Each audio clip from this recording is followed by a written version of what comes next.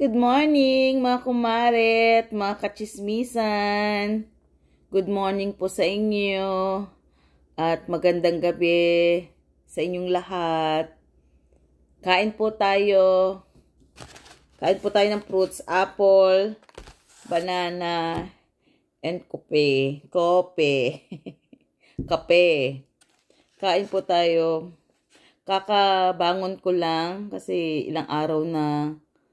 may ilang araw na medyo masama yung pakiramdam ko. Pero ngayon medyo okay na sa awa ng Diyos. Salamat.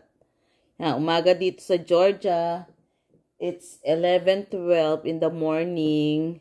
Friday, February 9. Yan. Happy weekends po dyan sa inyo. Wala po tayong masyadong ganap sa buhay-buhay dito sa Georgia. Kasi una-una, yung pakiramdam ko nga mabigat. And then, pangalawa alam nyo naman, yung asawa ko nasa work. So, pag wala yung hubby ko, wala, taong bahay. Kasi walang magdadrive sa atin. Kaya, alam nyo po ba, yan, advice ko po sa inyo, Advice ko po sa inyo sa may mga asawa, sa may mga boyfriend na plano po kayong dalhin sa Amerika or sa ibang part ng Amerika o ibang bansa, make sure po talaga number 1, marunong kayong mag-drive ng car, sasakyan. Yan.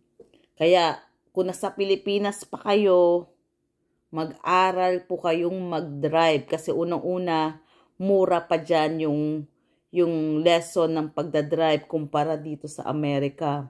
Medyo kamahalan na dito. Dyan sa Pilipinas, mura pa. So, kung hindi kayo marunong mag-drive, mag-aral na kayo dyan. Yan po yung advice ko. Kasi dito sa Amerika, importante po talaga dito yung marunong kang mag-drive.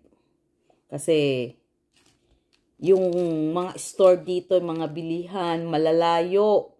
Yung sa amin, pinakamalapit na store dito, 5 miles yung layo.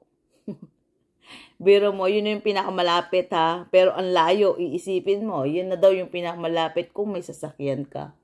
Kaya importante dito, marunong kang mag-drive. So yun po, advice ko, mag-aral na po kayo dyan, mag-drive.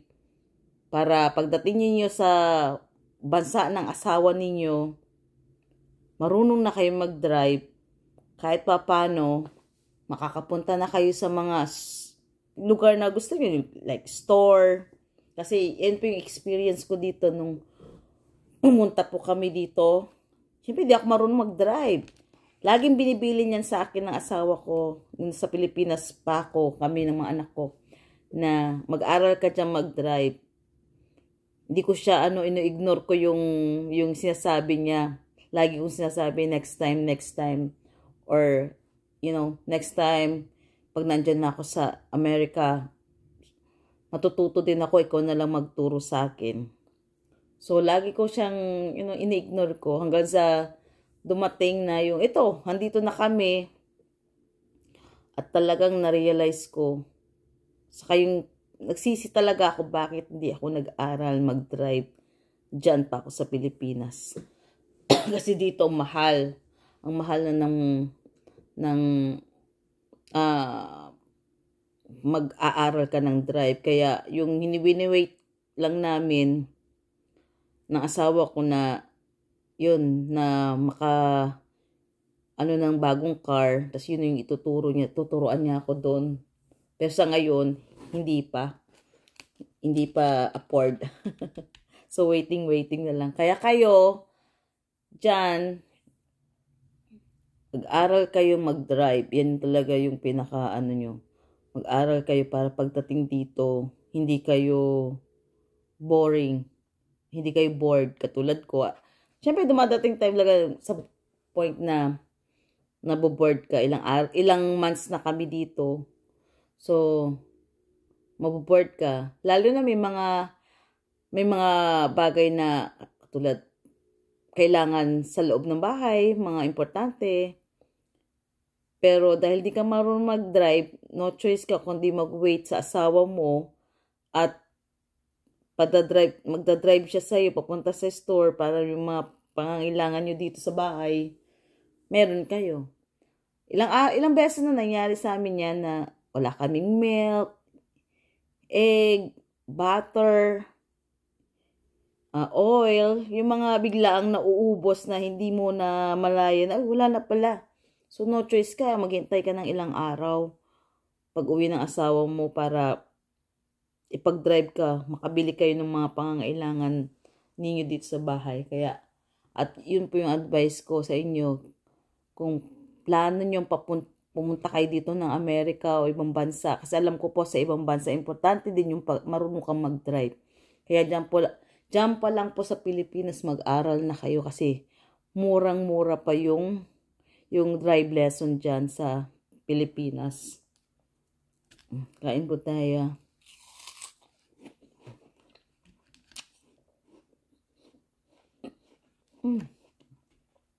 Sarap siya. Maasim na matamis. Good siya sa asin.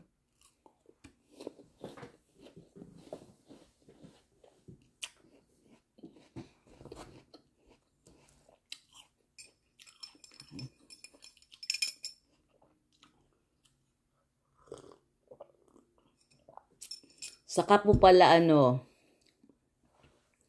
kung pupunta rin kayo dito,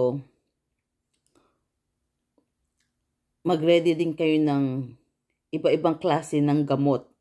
Gamot natin dyan sa Pilipinas. Lalo na sa ubo, sipon, lagnat, kahit antibiotic, magdala po kayo pag pumunta na po kayo dito sa Amerika or sa ibang bansa kasi yung gamot nila dito, okay naman po yung gamot nila.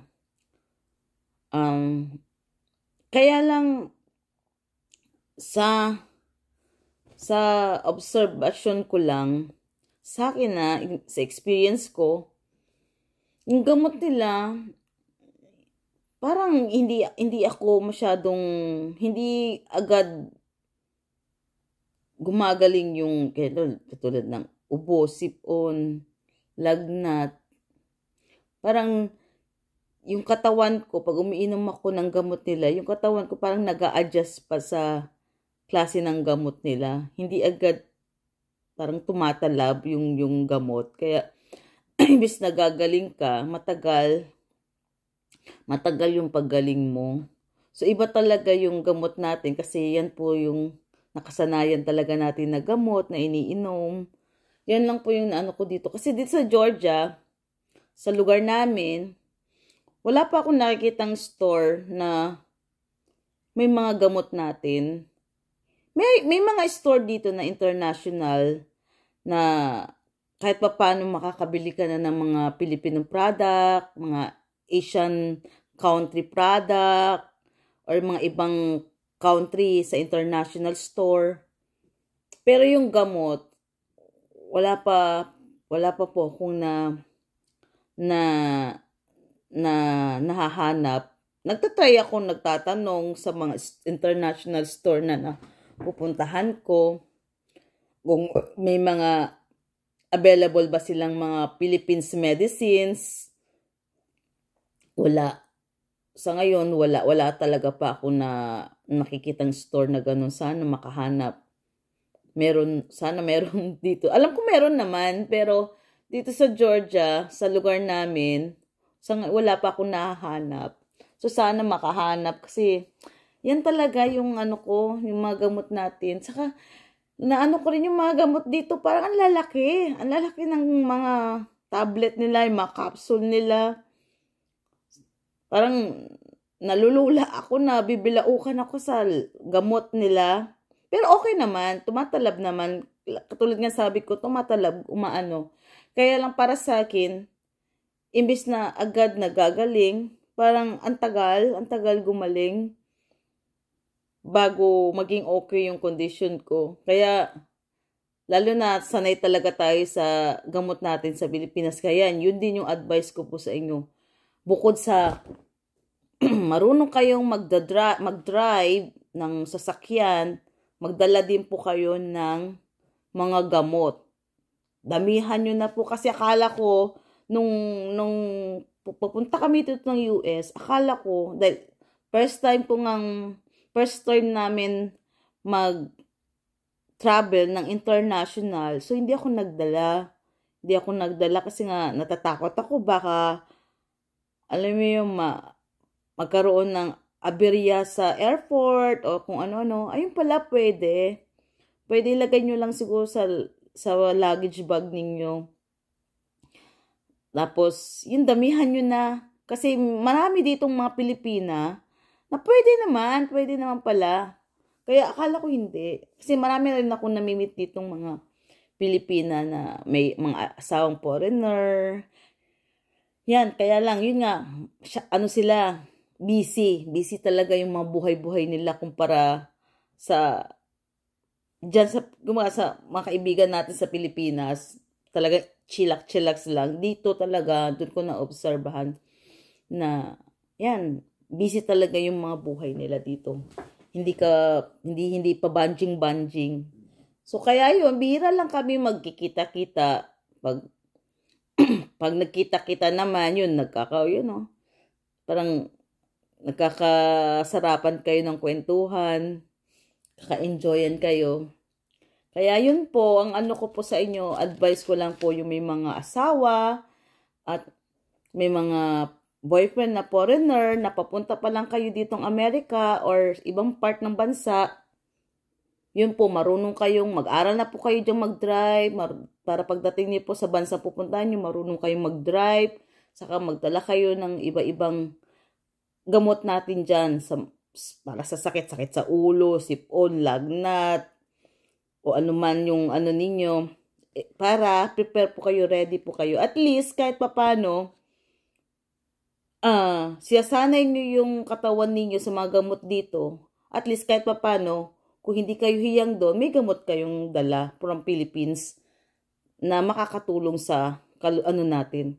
Doon sa akin, yun yung mali ko. Wala talaga kaming dala.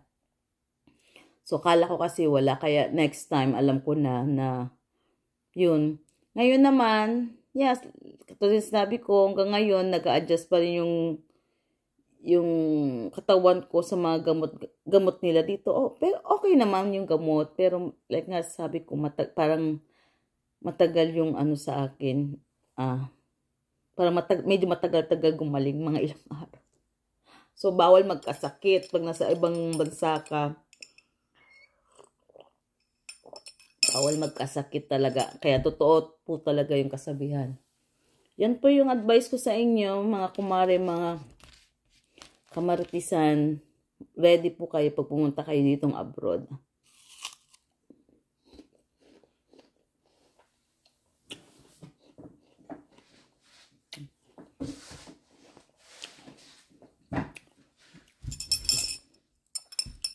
Pakita ko yung likod ng bahay namin. Punta po tayo. Sobrang malamig po ngayon. Malamig.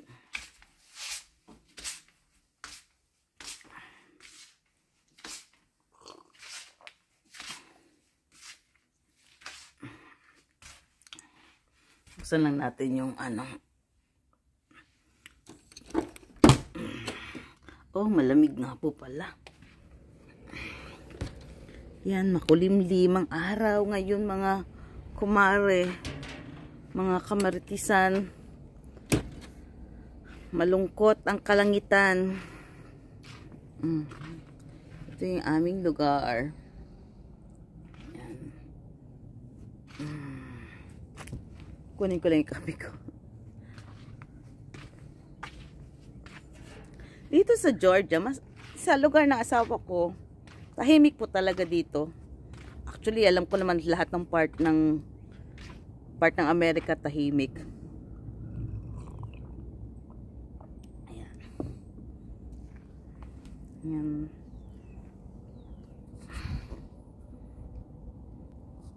Yan po. Yan. Ito yung ano namin. Tahimik po yung langit. Tingnan yung langit. Pakulimlim. Uulan. Sana makauwi muna yung mga estudyante ko bago umulan. Madilim po ang langit. Yan. Yan. Ito po. Ito pong lawa na yan. May mga isda po talaga dyan. Pero dahil sa ngayon, winter, malamig, yung mga isda nagtatago. Tapos yung mga isda po dyan, nakakain po. Nakakain po talaga dyan. Kasi, nung summer, ang summer kasi din na dito nagsistart ng June, July, hanggang August. Marami ako nakikitang nangingisda dyan. Minsan madaling araw pag na nagigising ako, may mga nakikita kong nakabangka dyan, may mga light. So, nakakain po talaga yung isda dyan. Yan. Kaya lang ngayon, dahil tahimik po.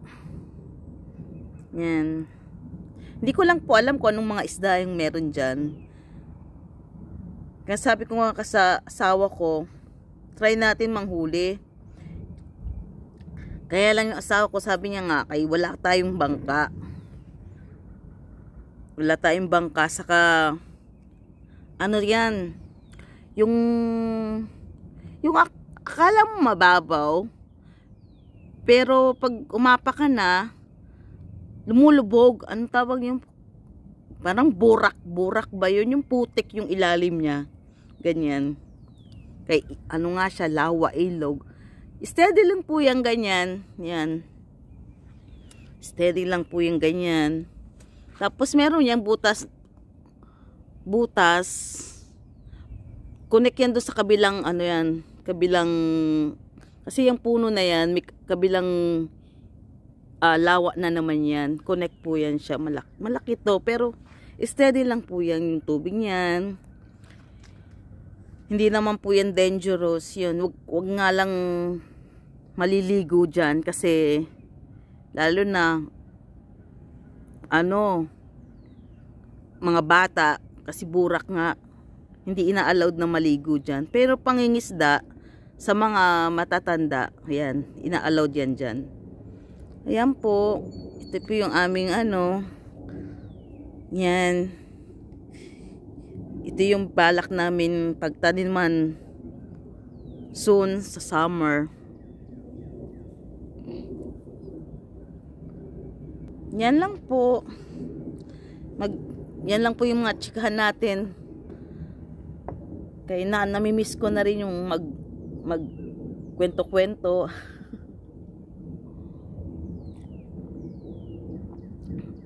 Ngayon mamaya uuwi yung mga anak ko galing school for yung out nila. Yan.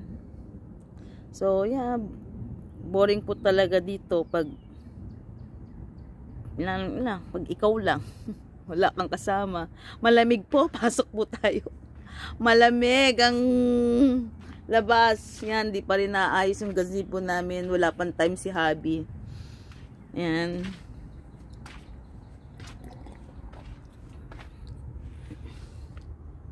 Masaya naman sa dito sa Georgia. Masaya na malungkot. Masaya kasi diba nakarating ka ng ibang bansa. Tapos sinuwerte ka pa na yung asawa mo mabait. Talagang kumbaga talagang tinatrato kanyang asawa. So, dun po talaga ako nabibless sa asawa ko. Kaya, salamat ako sa Panginoon. Mabait yung asawa ko. Yeah, simple lang yung pamumuhay namin dito sa Georgia.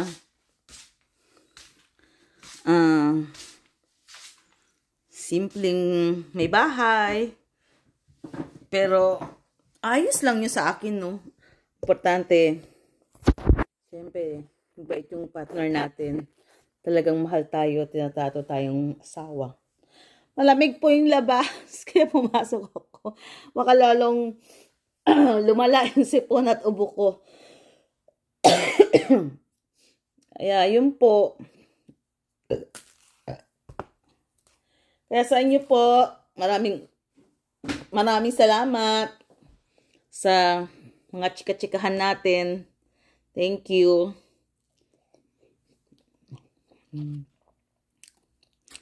Thank you po sa inyo lahat. And, yeah, ingat din po tayo sa mga kalusugan natin. Nahirap talaga po magkasakit.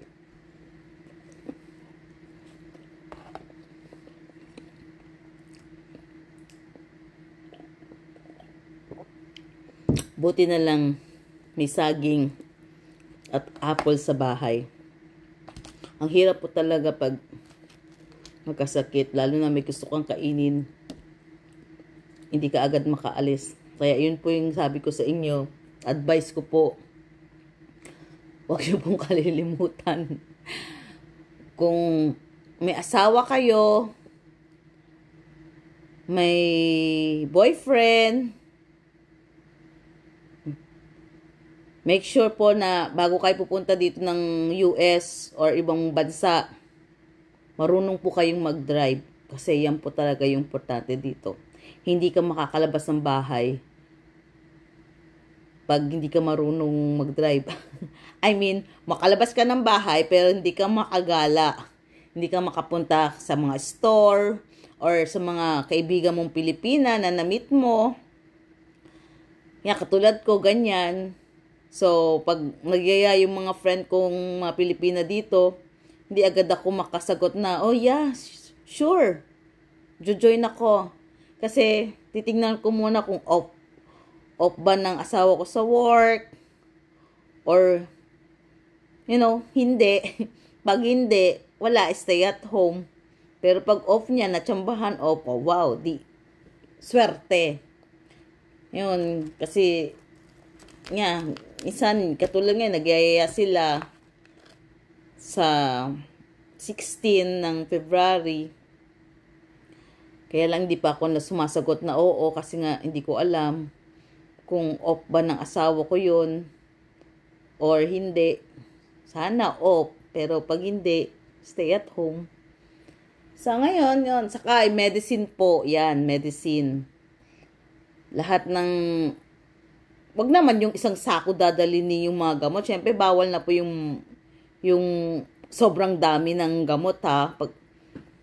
Alam niyo po yung kahit pa paano, may gamot kayo ng pang ilang buwan. Siyempre, hindi naman siguro kada araw-araw nagkakasakit kayo, no? Kumbaga, magreserba lang kayo ng mga, kahit sabihin yung mga pang 3 buwan, 6 na buwan, at least, meron kayong gamot na may inom. Saka, syempre yung hindi expiration na, hindi agad expiration, pag bibili kayo, tatanong nyo muna kung yung sa mga pharmacy kung kailan ba expiration nito. O, at least, matagal-tagal ninyong magagamit. Yun lang po yung advice ko. Ayan, next time, alam ko na yung gagawin ko. Alam ko na yung mga kailangan dapat, lalo na medicine. Dito naman sa mga, tulad sinabi ko dito, sa Amerika, marami ng international store. Kaya, kung mga pagkaing Pilipino, marami naman. Pero syempre, may kamahalan. Kumpara sa Pilipinas. So, may kamahalan yung presyo dito. Kasi nga, abroad. So, pero about naman pagkain, lahat meron na dito. Yun nga lang yung medicine ang inaano ko na. Hanggang ngayon, di pa ako makahanap kung anong store yes, alam ko sa mga online siguro meron, online store. Pero hindi pa ako nakapag-try sa online store. Pero, makakahanap din ako ng mga gamot natin sa Pilipinas. Yan, gusto ko talaga yung mag-stock. Lalo na talaga ako, medyo, yung mula dumating ako dito, medyo Medyo lagi akong nagkakaubo, sipon, lagnat. Yan yung ano ko, sipon, ubo. May dumating time na yung ubo ko, grabe. Takot na ako kasi ano ba, tagal na yung ubo ko. Hindi mo matagal, yung may mga ilang days na, tapos ano, yun sa awa naman ng Diyos, gumaling, kakain ko ng mga gamot. Siyempre yung mga vitamins, tapos yung mga fruits, ganyan, kalamansi, mga lemon, yan, ginagawa kong juice.